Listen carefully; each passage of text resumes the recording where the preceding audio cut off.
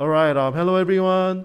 We are going to have a Bible time right now. Last week we talked about Jubilee, and today is a continuation from the topic of Jubilee. So today's topic is Jubilee Part 2, and I've titled it as It's Not Mine.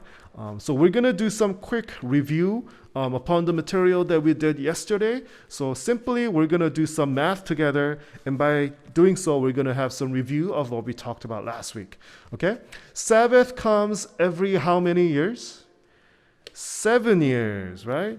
And 7 sets of 7, basically 7 times 7 is 49 years. And after 7 sets of 7 years, the 50th year is called a what? Jubilee, yes. And 7 times 7 plus 1 is 50 years. So every 50 years, God commanded the Israelites to have the year of Jubilee. And there are 3 things that God told the Israelites to keep.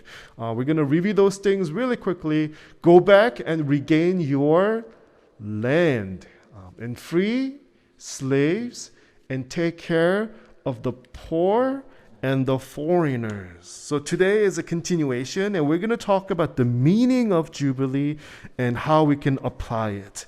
And there are many ideas that you can use to describe Jubilee, but we are going to look at just one verse, Leviticus chapter 25, verse 23. Let's read that together in one voice. 1, 2, 3.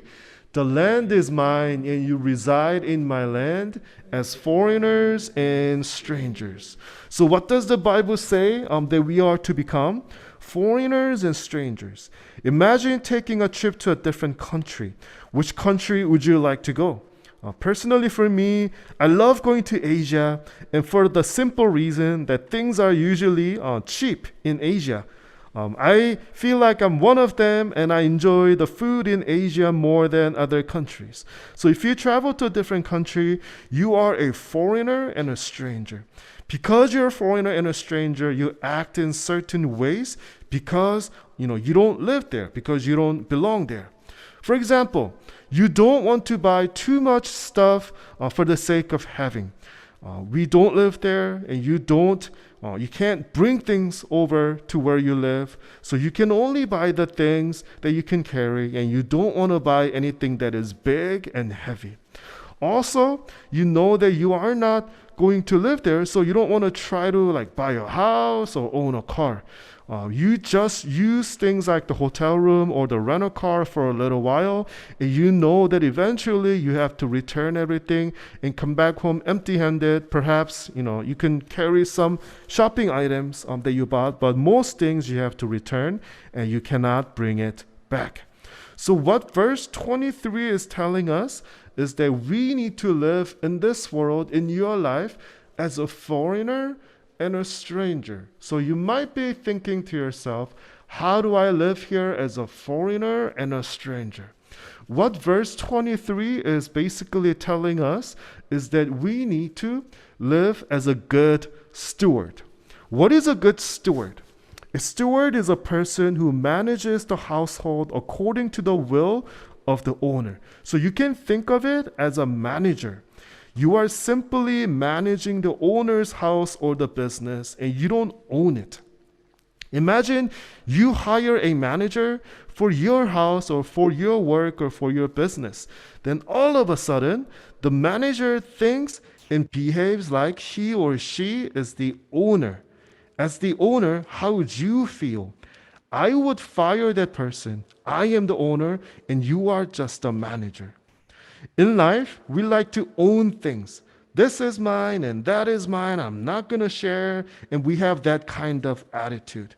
But we aren't to live in this world as the owners, but simply as stewards or managers of what God has given to us. And our role is not to own lots of things and to give up just a little bit or just give about, some money or a tenth of what we have to God.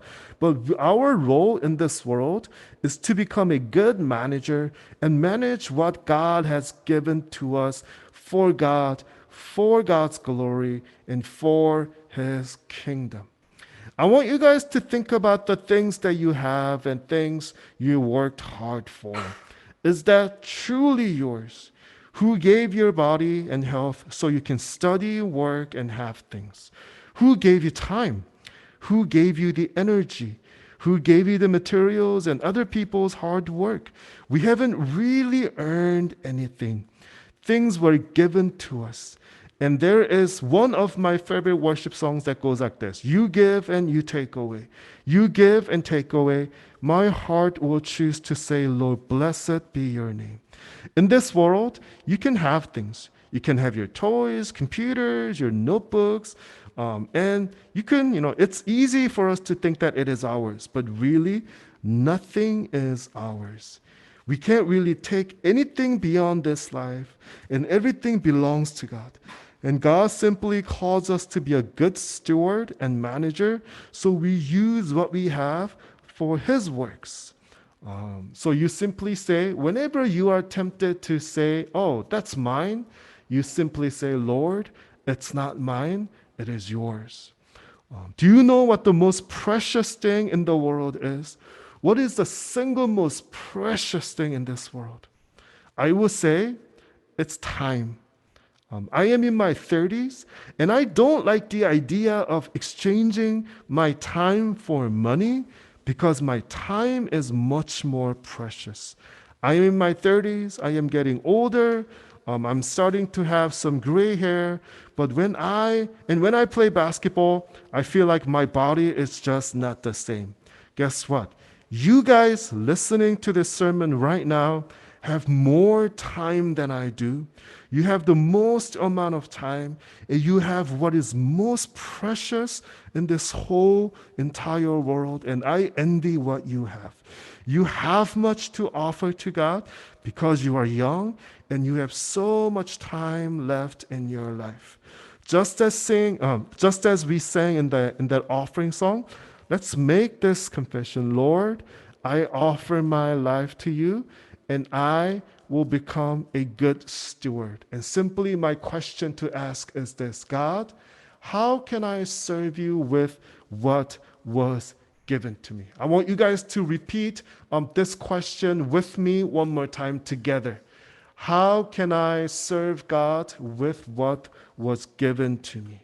And let's make this confession that God, I want to offer my life to you, and I want to live my life for your kingdom, especially with my time. Amen.